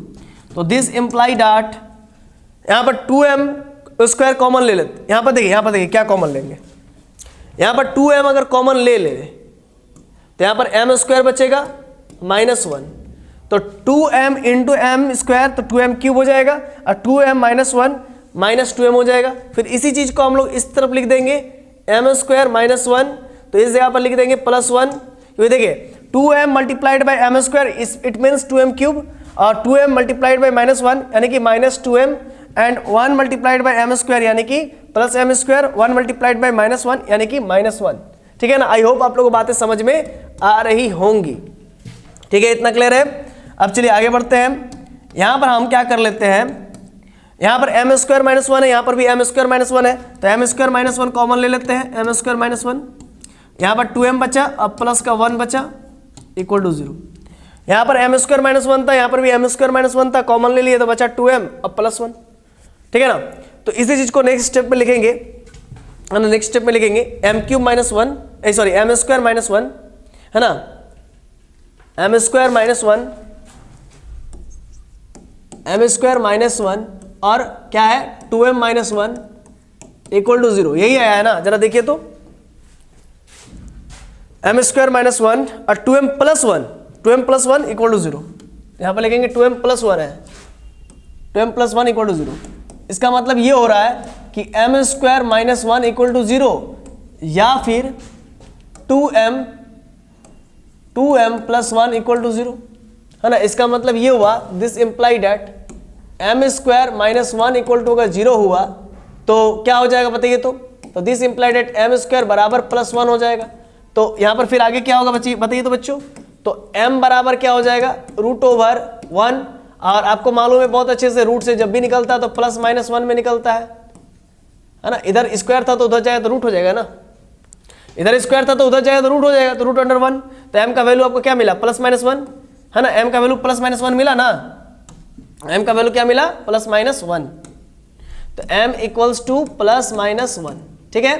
अब आगे यहां पर सॉल्व करेंगे, 2m + 1 इक्वल टू हम लोग का 0 आया हुआ है, तो 2m equals to -1, m equals to आपका -1/2।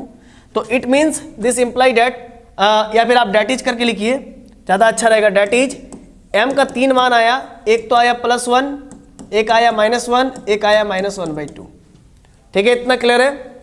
अब आपको c का वैल्यू चाहिए, क्योंकि एसिम्पटोट्स का जो इक्वेशन होता है वो y = mx + c होता है। तो यहां पर लिखेंगे to find the values of c, क्या लिखेंगे to find the values of c।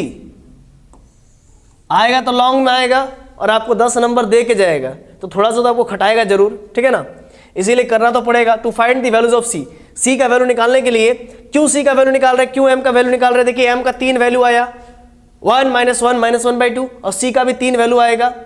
अब क्या आएगा तो उसको करने के बाद पता चलेगा। तो ये सब चीजों को करना पड़ेगा आपको, ठीक है ना। तो c का वैल्यू निकालने का तरीका क्या है। अच्छा m का देखिए तीनों का तीनों मान डिस्टिंक्ट है, तीनों का मान डिस्टिंक्ट रहेगा तब c निकालने का ये फार्मूला रहेगा। तो हम लोग c और m निकाल क्यों रहे हैं, क्योंकि इक्वेशन ऑफ एसिम्पटोट्स एक प्रकार का स्ट्रेट लाइन होता है, और स्ट्रेट लाइन का इक्वेशन y = mx + c होता है, जिसमें m लगता है और c लगता है। तो m का वैल्यू निकाल लेंगे, c का वैल्यू निकाल लेंगे, पुट करते जाएंगे और इक्वेशन ऑफ एसिम्पटोट्स निकालते जाएंगे, ठीक है ना। तो to find the value of c, तो उसके लिए c बराबर फॉर्मूला क्या लिखवाए थे, -φn-1 m, और नीचे में φ-n m, ये लिखवाए थे ना। और ये थोड़ा सा आप इसको इरेज करके इस m को थोड़ा सा यहाँ पर चिपका दीजिए, यहाँ पर चिपका दीजिए, यहाँ पर m चिपक गया और ये n-1 है ना, ऊपर वाले इरेज करके लिखते चलिए। तो मैं कह रहा हूं कि φ' जो हाईएस्ट पावर होगा उसका नीचे में डिफरेंशिएशन, जो हाईएस्ट पावर होगा उसको डिफरेंशिएशन, और उसी से एक छोटा पावर का मतलब φn-1 m ऊपर में, ठीक है, मतलब उससे एक जस्ट छोटा है ना, मतलब इससे जस्ट एक छोटा φn-1 है ना m ऊपर में रखेंगे। मतलब सर समझ में आया नहीं, हमने कोई बात नहीं, समझ में आ जाएगा। देखिए c बराबर आपका क्या हो जाएगा नेगेटिव, और हाईएस्ट पावर क्या था बताइए, हाईएस्ट पावर क्या था बताइए आप लोग, हाईएस्ट पावर था φ3 था ना, φ3 था ना, उसका एक बार डिफरेंशिएशन कर दीजिए, ठीक। और इससे जस्ट छोटा वाला वैल्यू क्या था, 3 में से 1 गया तो 2, 3 माइनस यहाँ पर 3 रखे, 3 में से 1 गया तो कितना हो जाएगा 2, तो यार φ2m हो जाएगा, φ2m हो जाएगा यहाँ पर नेगेटिव। आई होप आपको क्लियर हो रहा होगा कि किस प्रकार से c का वैल्यू निकलेगा। अब यहाँ पर एक लकीर टान दीजिए और इधर काम करेंगे हम लोग। देखिए बच्चों, अब हम लोग क्या करेंगे, c बराबर माइनस लिख करके φ2m, अब φ2m का वैल्यू देखना पड़ेगा पीछे है ना। φ2m का वैल्यू क्या है बताइए बच्चों, m - m², तो यहां पर लिखिए m - m²। फिर देखिए φ3-m, अब पहले यहां पर φ3m का वैल्यू लिख लीजिए और उसका डिफरेंशिएशन कर देंगे, ठीक है ना। φ3m का वैल्यू निकालिए, क्या दिया हुआ है देखिए, φ3m का वैल्यू आपका आया हुआ है, आप 1 - 2m³ यहां से भी लिख सकते हैं, या फिर इसको कॉमन लेके भी लिख सकते हैं, ठीक है ना। देखिए यहाँ पर कॉमन लिए हुए कहीं पर, चलिए आप यही वाला लिख दीजिए 1 - 2m³ + 2m - m²। यहाँ पर लिखिए 1 - 2m³, फिर क्या है 1 - 2m³, φ3m का value 1 - 2m³ + 2m - m² + 2m - m²,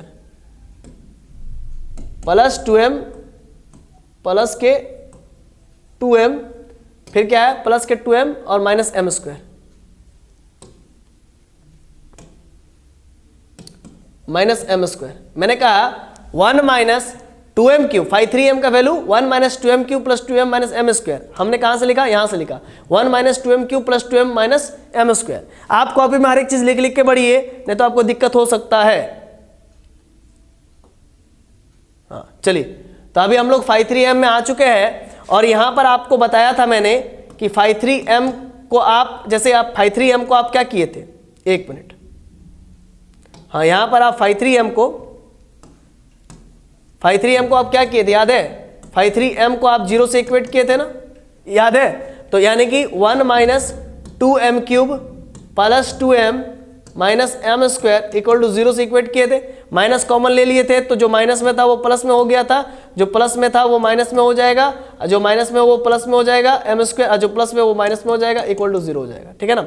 और यहाँ पर माइनस कॉमन ले करके माइनस लगा देते थे, तो माइनस 2m क्यूब, ठीक है, फिर आपका क्या हो गया, माइनस माइनस प्लस 2m और minus plus minus m square और माइनस माइनस प्लस 1 हो जाएगा। इतना क्लियर हो रहा है? तो इतना क्लियर हो रहा है। तो अभी हमने बताया कि 5,3m को 0 पुट किए थे हम लोग, है ना, m निकालने के लिए। तो 5,3m का value 1 minus 2m cube plus 2m minus m square equal to 0। और यहाँ पर माइनस कॉमन लिए, तो minus 2m cube minus minus plus 2m minus plus minus m square minus minus into minus 1 यानी कि प्लस 1 हो जाएगा। तो यानी कि ये माइनस को इधर भेज देंगे 0 के इस पार, तो हो जाएगा 2m क्यूब, क्या हो जाएगा 2m क्यूब माइनस के 2m अब प्लस के एम स्क्वायर और minus 1 equal to 0। 2m cube minus 2m plus m square minus 1 equal to 0। ये पूरा बात हुआ। तो सर आप ऐसा क्यों किए? देखिए आप कॉमन ले लीजिएगा ना, फ्री फ्रॉम, देखिए हाईएस्ट डिग्री को फ्री फ्रॉम नेगेटिव कीजिए। मैं कह रहा हूं हाईएस्ट डिग्री टर्म को फ्री फ्रॉम नेगेटिव कीजिए। तो m क्यूब में नेगेटिव था ना जी, देखिए m क्यूब में -2 था, तो इसीलिए उसको फ्री फ्रॉम नेगेटिव कीजिए, कोशिश कीजिए, तो थोड़ा सा अच्छा लगता है, जल्दी बनता है, कैलकुलेशन में इजीली हर चीज हो पाता है। कोई बच्चा कहेगा सर कि हम हटाना नहीं चाहते, डायरेक्ट करना चाहते हैं, तो हम बोले तथास्तु, तो भी कर सकते हो, लेकिन हम चीज़ों को इजी करने के लिए हटा देते हैं। ठीक है ना? तो 5,3m का वैल्यू क्या आ गया, यही 5,3m का वैल्यू आ गया। और नीचे में क्या मांग रहा है, 5,3m का डैश, मतलब इसका डिफरेंशिएशन। तो 5,3m का डिफरेंशिएशन क्या हो जाएगा बताइए, 5,3 डैश m मतलब 2m क्यूब है ना, तो यह हो जाएगा 2 3 जा 6, है ना, 2 3 जा 6 m स्क्वायर हो जाएगा। अरे बाबा 2 है, ऊपर में m क्यूब है, 3 बाहर होगा, m क्यूब का डिफरेंशिएशन क्या होगा, 3 बाहर होगा, और m के माथे पर 3 में से 1 गया तो 2। m क्यूब का डिफरेंशिएशन क्या होगा, 3m स्क्वायर, m क्यूब का डिफरेंशिएशन क्या होगा, 3 बाहर आएगा और m के माथे पे 3 में से 1 गया तो 2, तो 3m स्क्वायर होगा, और पहले से 2 है तो 3 2 जा 6 m स्क्वायर हो जाएगा। समझ पा रहे हैं ना? क्लियर है? अब फिर -2m है, तो -2 और m का डिफरेंशिएशन क्या होगा विथ रिस्पेक्ट टू m, यानी कि 1, और फिर प्लस एम स्क्वायर है तो एम स्क्वायर का डेरिवेटिव क्या होगा 2m, और -1 का डेरिवेटिव क्या हो जाएगा 0। ठीक है ना? आई होप आप लोगों को बातें समझ में आ रही होंगी। हम इधर वाला एक्स्ट्रा इरेज कर देते हैं, और ये सब रफ ही करवा रहा हूं, और हर बार आपको ऐसे ही करना है, हर एक क्वेश्चन के साथ आपको ऐसे ही करना है। और ये जो मैं आज क्वेश्चन बता रहा हूं, इस क्वेश्चन को आपको कम से कम 10 बार बनाना है, तभी आपको हर एक कॉन्सेप्ट क्लियर होगा। मैं कह रहा हूं 5,3m आपका 2m cube minus 2m plus m square minus 1 equal to 0 था। आप इसको एक बार डिफरेंशिएशन कीजिए 5,3 डैश m, तो ये 2 था, ऑलरेडी 2 था बच्चा मेरा, और ये m क्यूब का डिफरेंशिएशन 3m के माथे पे 3 में से 1 गया तो 2, और -2m का differentiation with respect to m यानी कि 1, और प्लस एम स्क्वायर का डेरिवेटिव 2m के माथे पे 2 में से 1 गया तो 1, और -1 का 0। तो ये आपका आ गया 2 3 जा 6 m स्क्वायर -2 प्लस 2m। ठीक है ना? तो यहाँ पर 6m स्क्वायर -2 प्लस 2m, ये हो गया। क्लियर हो ना? और ये आपका फिर -1 का डेरिवेटिव 0 हो गया। तो 5,3 डैश m, देखिए 5,3 डैश m, इसका वैल्यू आप यहाँ पर लिख दीजिएगा 6m स्क्वायर -2 प्लस के 2m। ठीक है, इतना हो गया। अब बाकी बात आप इरेज कर दीजिए।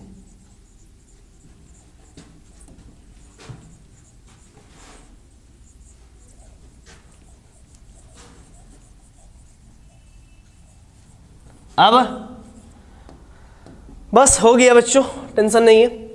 अब आप m का वैल्यू क्या क्या लाए हैं उसको पुट कीजिए। m बराबर आप लाए 1, आप लाए -1, फिर आप लाए -1/2। तो आप सबसे पहले, हम तो कहेंगे -1/2 पुट कीजिए, है ना, थोड़ा डिफरेंट वैल्यू को ही पहले पुट किया जाए। -1/2 को पहले पुट करेंगे, फिर आप पुट करेंगे 1, फिर आप पुट कीजिएगा -1। हाँ, आप ऐसा भी कर सकते हैं, पहले 1 फिर -1 फिर -1/2, ऐसा भी कर सकते हैं, या फिर पहले -1 फिर 1 फिर -1/2, आपकी जैसी इच्छा है ना। तो हम पुट करते हैं, तो लिखेंगे व्हेन m बराबर -1/2। तो जब m का वैल्यू -1/2 होगा तो c का वैल्यू क्या हो जाएगा, m का वैल्यू -1/2 माइनस m का वैल्यू -1/2 का स्क्वायर, फिर 6 m का वैल्यू -1/2 का स्क्वायर -2 + 2 इंटू m का वैल्यू -1/2। ठीक है, फिर c इक्वल्स टू आपका हो जाएगा, नेगेटिव तो पहले बाहर आ जाएगा, -1/2 -1/2 का स्क्वायर, -1/2 का स्क्वायर क्या होगा, -1 का स्क्वायर +1 और 2 का स्क्वायर 4 हो जाएगा, नीचे क्या हो जाएगा 6 और 1/2 का स्क्वायर कितना हो जाएगा, ये तो 6 हुआ है, और -1/2 का स्क्वायर क्या हो जाएगा +1 और 2 का स्क्वायर 4 -2 और ये 2 कट जाएगा तो बचेगा -1, 2 कट के क्या बचेगा -1 बचेगा। ठीक है, फिर देखिए c बराबर आपका हो जाएगा माइनस, ये एलसीएम लेंगे तो यहाँ पर स्पेस नहीं बच रहा है, तो इसको हम लोग नेक्स्ट स्टेप में ही करते हैं। आइए इधर ही करते हैं, चलिए आइए।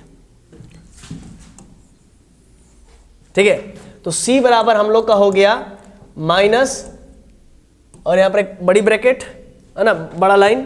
ठीक है, 4 और 2 का एलसीएम कितना हो जाएगा 4, फिर नहीं हो रहा ना स्पेस, चलिए हम इसको नीचे लिखते हैं। तो c बराबर आपका हो गया माइनस ब्रैकेट डाल करके, देखिए 2 दूनी 4 और 2 3 जा 6, यानी कि नीचे में 3/2 आया और माइनस 2 और -1 मिल करके -3, और ऊपर में कितना हो जाएगा 4 और 2 का एलसीएम 4, और ऊपर में -1 है तो -1 और 2 से 4 2 बार में कटा तो इसीलिए ऊपर में 2, फिर -1 ऊपर में, और 4 से 4 एक बार में कटा तो ऊपर में 1। ठीक है ना, थोड़ा डिटेल कर दे रहे हैं, हमको मालूम है आप लोग ग्रेजुएशन का स्टूडेंट है, उसके बावजूद भी हम हर एक चीज़ को डिटेल में बता दे रहे हैं, ताकि हर एक बच्चे को, हर एक कमजोर बच्चे को भी समझ में आ जाए। c इक्वल्स टू माइनस, ये देखिए 1 2 2 और 1 1 1 कितना हो जाएगा, 2 और 1 मिलकर के -3/4, -3/4, और यहाँ पर क्या हो जाएगा 3 - 3 2 6 अपॉन के 2, तो ये आपका हो जाएगा c इक्वल्स टू माइनस, देखिए माइनस माइनस प्लस हो जाएगा, तो ये 3/4 हो जाएगा, और ये 2 ऊपर चल जाएगा, 6 में से 3 गया तो -3। ठीक है ना, फिर से एक बार समझ लीजिए, ये माइनस माइनस प्लस हो जाएगा, 3/4 हो गया, और 3 में से 6 जाएगा तो 3 में से 6 जाएगा कितना बचेगा -3, ये पलटी हो जाएगा और 2 ऊपर चल जाएगा, और ये 3 से ये 3 कट जाएगा, उसको काट देते हैं अलग पेन से, ये 3 से ये 3 कट जाएगा, तो c बराबर आपका हो जाएगा 2 एकम 2 2 दूनी 4, यानी कि -1/2। c का वैल्यू भी आपका क्या आ गया -1/2। आपने देखा कि आपने m का वैल्यू -1/2 पुट किया, आपको c का वैल्यू भी -1/2 ही मिल गया। ठीक है ना बच्चों, क्लियर है। फिर से एक बात समझिएगा, आपने क्या पुट किया है, आपने m का वैल्यू आपने -1/2 पुट किया। देखिए m का वैल्यू यहाँ पर आपने -1/2 पुट किया, और आपको c का वैल्यू क्या आ गया -1/2। अब इसी प्रकार से m का वैल्यू तो निकल गया और c का वैल्यू निकल गया। चलिए नेक्स्ट पेज में हम लोग बात करेंगे। तो m इक्वल्स टू हम लोग का आ चुका है, m इक्वल्स टू -1/2 पुट किए, देन c का वैल्यू हमको आ गया -1/2। m का वैल्यू -1/2 पुट किए तो c का वैल्यू भी क्या आ गया -1/2। अब हम लोग m का वैल्यू पुट करेंगे, m का वैल्यू क्या पुट करेंगे, देखिए ध्यान दीजिए, m का वैल्यू क्या क्या है -1/2 +1, तो अब 1 + 1 पुट करेंगे, तो यहाँ पर लिखेंगे पुटिंग m इक्वल्स टू +1। ठीक है ना, पुटिंग m इक्वल्स टू +1। कौन सा इक्वेशन में पुट करना भाई, इस इक्वेशन का कुछ ना कुछ नाम देना पड़ेगा, फिर इस इक्वेशन का नाम देना पड़ेगा ना। तो इस इक्वेशन को आप नाम दे दीजिए इक्वेशन कैपिटल ए, इस इक्वेशन का नाम दे दिए कैपिटल ए, तो है ना, पुटिंग करेंगे इक्वेशन ए में, putting m equals to +1 in equation capital A. और इक्वेशन कैपिटल ए क्या है, c बराबर -m-m², c बराबर -m-m², फिर क्या है जरा देखिए 6m² - 2 + 2m, 6m² - 2 + 2m, एक बार फिर से चेक करना जरूरी है। 6m² minus 2 plus 2m m minus m square m minus m square, ठीक है। तो c बराबर हम लोग क्या पुट कर रहे हैं, m का वैल्यू क्या पुट कर रहे हैं, +1, तो 1 माइनस 1 का स्क्वायर, नीचे में 6 इंटू 1 का स्क्वायर माइनस 2 और प्लस 2 इंटू m का वैल्यू 1। तो यहाँ पर लिखेंगे व्हेन m बराबर +1। तो देखिए जैसे ही m का वैल्यू +1 पुट किए तो क्या आ रहा है, c बराबर -1 माइनस 1 का स्क्वायर 1 और 6 माइनस 2 और प्लस 2। अब जरा देखिए 1 1 कैंसिल हो गया ऊपर में, जरा देखिए 1 1 कैंसिल हो गया ना, तो 1 1 जैसे ही ऊपर कैंसिल हुआ तो c बराबर क्या आ गया, -0 बटा 2 2 कैंसिल हो गया 6, तो यानी कि क्या हो गया 0, c का वैल्यू 0 आ गया। तो यहाँ पर कुछ कुछ घेर लेंगे हम लोग कि जब m का वैल्यू -1/2 था तो c का वैल्यू -1/2, और जब m का वैल्यू हमारा 1 है देन c का वैल्यू क्या आ रहा है, c का वैल्यू 0 आ रहा है। जब m का वैल्यू 1 पुट कर रहे हैं तो c का वैल्यू हमको 0 मिल रहा है। अब फिर लिखेंगे पुटिंग m का वैल्यू -1, अब m का वैल्यू हम लोग क्या पुट करेंगे, -1, कहां पर, इन इक्वेशन a में। चलिए देखते क्या होगा। तो देयरफॉर c बराबर negative of m minus m square, negative of m minus m square 6m square minus 2 plus 2m यहाँ पर पुट करना है। देखिए तो c बराबर आपका हो गया नेगेटिव, m का वैल्यू आप क्या पुट कीजिएगा बच्चों, m का वैल्यू -1 पुट कीजिएगा। तो जहाँ जहाँ m है वहाँ पर -1 रखिए, माइनस m का वैल्यू -1 का स्क्वायर, ये आपका हो गया 6 इंटू m का वैल्यू -1 का square minus 2 plus 2 into m का वैल्यू -1। तो आपका c बराबर हो जाएगा नेगेटिव ऑफ -1 माइनस 1 का स्क्वायर +1 होता है, और ये माइनस ऑलरेडी है, और 6 -1 का स्क्वायर +1 हो जाएगा, तो 6 इंटू +1 6 ही होगा -2, फिर -2, फिर ये आपका हो जाएगा c बराबर -1 -2, और ये आपका 6 - 4 है ना, 6 - 4 हो जाएगा। लॉजिक समझ पा रहे हैं ना, 6 - 4 हुआ, -2 -4, तो कुल मिलाकर के -2 और 6 में से 4 गया तो 2, 6 में से 4 गया तो 2 है ना, ये माइनस माइनस कैंसिल, तो क्या बचेगा +1, c का वैल्यू क्या मिल गया +1। एक बार क्रॉस चेक भी करना जरूरी है क्या, देखिए क्रॉस चेक कर लेते हैं। तो negative of m minus m square 6m square minus 2 plus 2m, m का वैल्यू हम पुट किए -1 माइनस m स्क्वायर 1 स्क्वायर -1, तो यहाँ पर नेगेटिव कॉमन लिए माइनस, और ये -1 का स्क्वायर +1, और इधर 6 -2 ठीक है। तो ये आपका नेगेटिव -2, और इधर 6 में से 4 गया तो 2, ऊपर में माइनस और -2, यानी कि 2 2 कट के 1, ठीक। तो अब यहाँ पर हम लोग क्या लिखेंगे, तो यहाँ पर हम लोग क्या हासिल हुआ उस चीज़ को लिखेंगे कि m बराबर हमारा क्या आया है -1, देन c बराबर क्या आया है, c बराबर 1 आया है, c बराबर 1 आया है। तो जब m बराबर -1 और c बराबर हम लोग को +1 आया है ना, क्लियर है कॉन्सेप्ट। अब ये पूरे वैल्यूज को, m का वैल्यू जब -1/2, c का वैल्यू -1/2 आया, m का वैल्यू +1 है और c का वैल्यू तब 0 है, और m का वैल्यू जब -1 है और c का वैल्यू 1 है, ये तीनों को एक साथ सजा के लिखेंगे नेक्स्ट पेज में। तो यहाँ पर लिखेंगे कि m का वैल्यू हमारा -1/2 था एंड c का वैल्यू हमारा क्या था बच्चों, -1/2, ठीक। एंड m का वैल्यू हम लोग का 1 था तो c का वैल्यू क्या था, 0 था। फिर m का वैल्यू हम लोग का -1 था तो c का वैल्यू +1 था, है ना, c का वैल्यू क्या था, +1 था। देख लीजिए ये सब, m का वैल्यू -1 तो c का वैल्यू +1, ठीक है, m का वैल्यू 1, c का वैल्यू 0, m का वैल्यू -1/2, c का वैल्यू -1/2, c का वैल्यू -1/2, m का वैल्यू 1 तो c का वैल्यू 0, ठीक है। अब लिखेंगे नाउ रिक्वायर एसिम्पटोट्स, रिक्वायर्ड एसिम्पटोट्स, अच्छा इक्वेशन ऑफ रिक्वायर्ड ना, now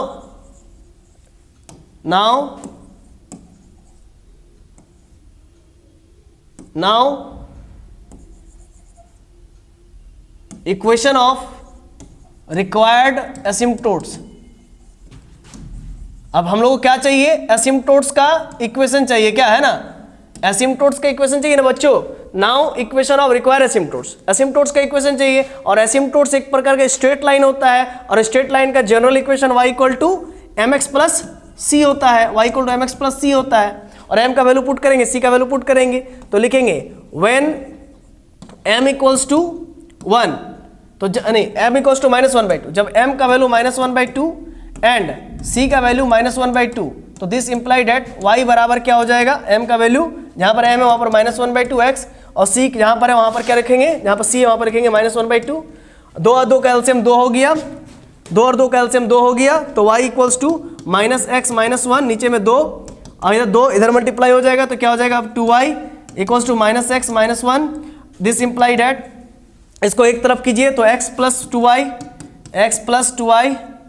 और -1 इधर आ जाएगा, तो क्या हो जाएगा +1 हो जाएगा इक्वल टू 0। तो ये इक्वेशन 1, ये पहला एसिम्पटोट्स निकल गया, ये पहले एसिम्पटोट्स का इक्वेशन निकला। दिख रहे कितना लेंदी है, तो पहले एसिम्पटोट्स का ये भी भाई लेंदी है ना, तो लेकिन उससे आसान है जो पहला जो था कि y बराबर mx प्लस c पुट कर दीजिए गिवन इक्वेशन में, ठीक है। यही स्टेप्स आपको बनाना है एग्जाम में अगर नंबर लाना है तो। क्या x plus 2y plus 1 equal to 0, ये क्या आ गया मेरा पहला एसिम्पटोट्स का इक्वेशन आ गया।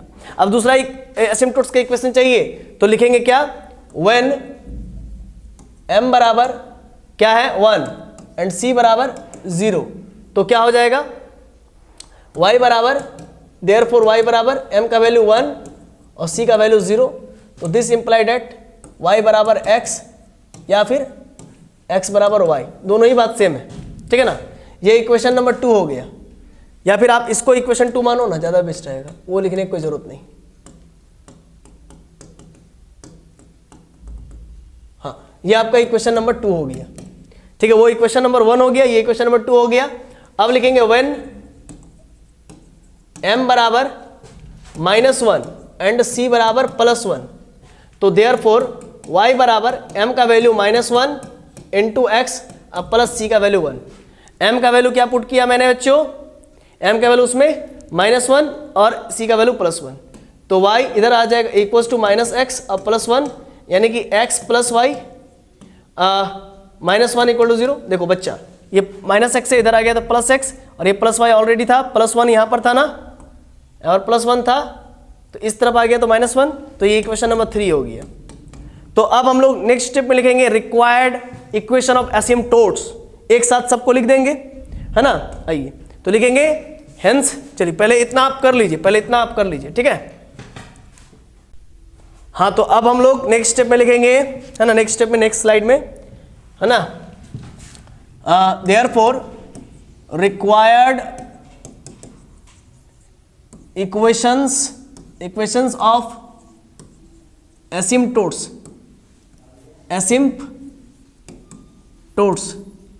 क्या हो जाएगा, क्या क्या आया था देखिए, तो इक्वेशन 1 2 3 लिख लीजिए। x plus 2y plus 1 equal to 0, x plus 2y plus 1 equal to 0, ये इक्वेशन 1 हो गया, पहला एसिम्पटोट्स का इक्वेशन। फिर दूसरा एसिम्पटोट्स का इक्वेशन क्या है, y इक्वल टू x, वो भी लिख लीजिए, y इक्वल टू x, ये भी लिख लीजिए, इक्वेशन नंबर 2। फिर तीसरा एसिम्पटोट्स का इक्वेशन लिख लेते हैं हम लोग, आइए, x plus y minus 1 equal to 0, x plus y minus 1 equal to 0, equation number 3। तो ये आपका तीनों का तीनों एसिम्पटोट्स हम लोग का निकल चुका है। आई होप आप लोग को हर एक चीज़ समझ में आ गया होगा कि हम लोग किस प्रकार से एसिम्पटोट्स निकाले, ठीक है ना। लेकिन यहाँ पर याद रखिएगा, m का वैल्यू डिस्टिंक्ट था तब हम लोग c का फार्मूला ये लगा करके निकाले, लेकिन m का जो वैल्यू आएगा, अगर ऐसा भी हो सकता है कि रिपीटेड आ जाए, जैसे कि m का 3 वैल्यू आना था, 1 आया, -1 आया, -1/2 आया, डिस्टिंक्ट था तब तो ये वाला फार्मूला लगा दिए, तब तो हम लोग ये वाला फार्मूला लगा दिए। लेकिन m का अगर रिपीटेटिव वैल्यू आ जाए तब, मतलब m ऐसा है 1 1 1, या फिर 1 1 2 बार आ जाए और एक बार -1 आ जाए, या फिर ऐसा हो सकता है -1 2 बार आ जाए और एक बार 1/2 आ जाए, ऐसा भी हो सकता है, या फिर c का वैल्यू 0/0 आ जाए। ऐसे केसेस को कैसे करेंगे, ऐसा अगर इक्वेशंस में आ रहा है तब हम लोग कैसे एसिम्पटोट्स को निकालेंगे, ये सब को जानने के लिए आप लोगों को हमारे साथ वीडियो में कंटिन्यू बना रहना पड़ेगा। यानी कि नेक्स्ट लेक्चर में, लेक्चर नंबर 3 में, ये लेक्चर नंबर 2 हुआ, नेक्स्ट लेक्चर नंबर 3 में आपको बना रहना पड़ेगा। कुछ और छोटा, ज़्यादा नहीं, और 2-3 लेक्चर्स होंगे और ये जल्दी खत्म हो जाएगा एसिम्पटोट्स। बहुत ही आसान चैप्टर है, ठीक है ना। तो अभी आपने देखा कि किस प्रकार से हम लोगों ने at last require equation of asymptotes कैसे निकाला। ठीक है ना।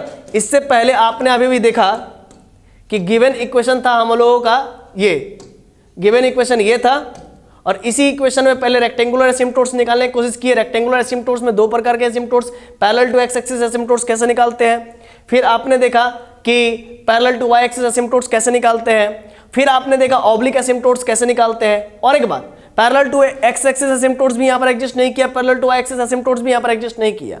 अगर एग्जिस्ट करता तो और क्वेश्चन लंबा हो जाता।